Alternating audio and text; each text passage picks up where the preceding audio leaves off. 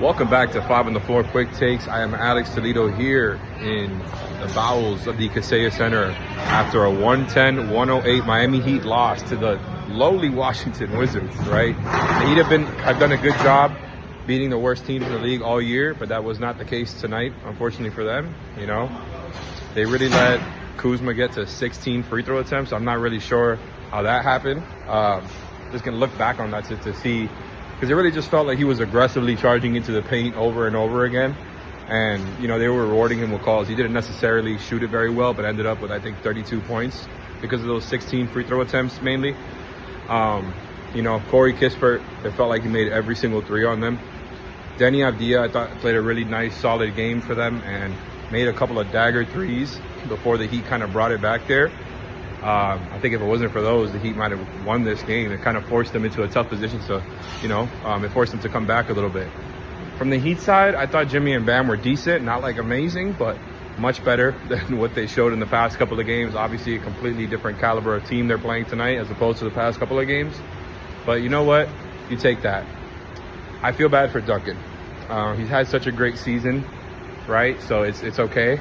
But yeah, he really struggled tonight from the shooting perspective. I think 4 of 13 from three, which is 30%, and missed some wide open ones down the stretch there. That would have really, really helped when the Heat were kind of starving for some points there. Other than that, the real problems that I saw from looking at some of the numbers was that the Heat shot 20 of 40 within 4 feet of the rim. That's not good. You can't be shooting 50% at the rim. I mean, the Heat never get to 40 attempts at the rim, so that's cool, right? But finishing only 50%, it just takes away from, you know, the benefits of getting there so many times if you're just going to miss all the time. And, you know, a lot of those were like offensive rebounds and kind of playing off of that, right? The Heat did a good job out rebounding the Wizards tonight. That's one thing they did well. But letting the Wizards get to 35 assists on you, that's kind of inexcusable. Like, you're supposed to be a team that is defense first, that is, you know, you pride yourself on the defensive end.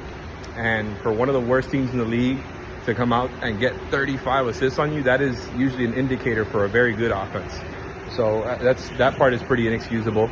And then the other big difference tonight was the Wizards hitting 16 threes and the Heat hitting 10 at 30%.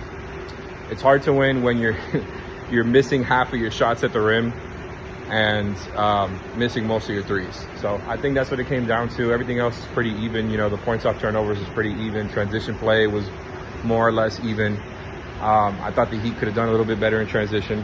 But, you know, Jovic played a solid game. I thought Caleb and Jaime were all right. I don't think anybody played particularly well.